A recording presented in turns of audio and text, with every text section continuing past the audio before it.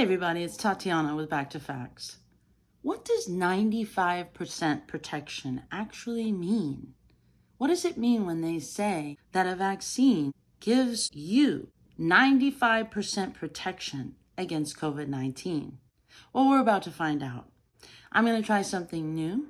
I'm taking the data directly from the original Pfizer study, which included 22,000 people in each of two cohorts around the world. So it's the vaccinated and the unvaccinated. So here goes. I hope you enjoy it, and please let me know what you think in the comments. So here we have the two groups. There were 22,000 people in each group who were studied in the original Pfizer study. They were in cities all around the world, different age groups and backgrounds. 8 people of the vaccinated group tested positive after 7 days after the second dose. 162 people tested positive in the unvaccinated group.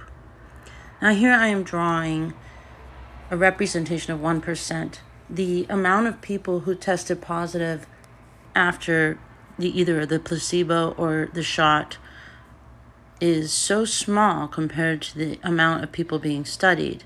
So all of those other people fall into 99% of the participants in the study. At first you would say, oh wow, 162 is a lot bigger than 8. At least that's what I said. But then I looked at the group of people in the unvaccinated group who didn't test positive for COVID-19. That's a lot of people right there. And all of those people who didn't get COVID, there are age groups and groups in there that might be better off not getting the vaccine. We should be asking ourselves about that. Now let's look at how they arrived at 95% protection. So they take the 8 positive cases and they divide it by the 162 positive cases from the unvaccinated group. That is 5%. That means that if you're vaccinated, you have a 5% chance of getting COVID compared with 95% chance of getting COVID. But that is only when looking at those who tested positive. If you look at the 22,000 as half of America, then the 8 cases actually become about 50,000 across the whole nation.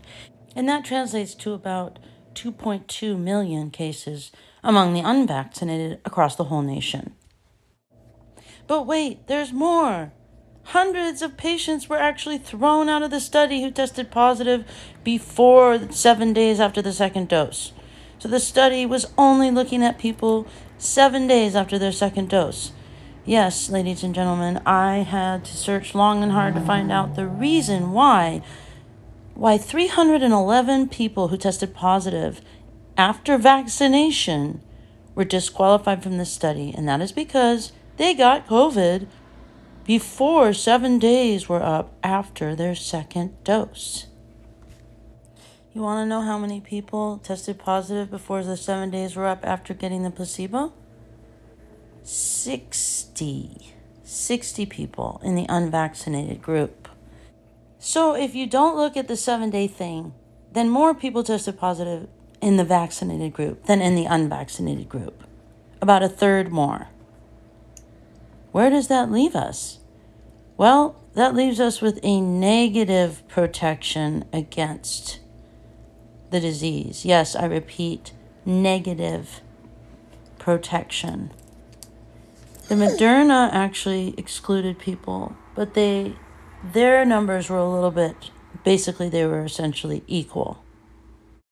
I hope I presented this to you clearly. Please leave a comment and let me know what I can do to improve this explanation. Thank you so much, and please subscribe, like, and share with your friends.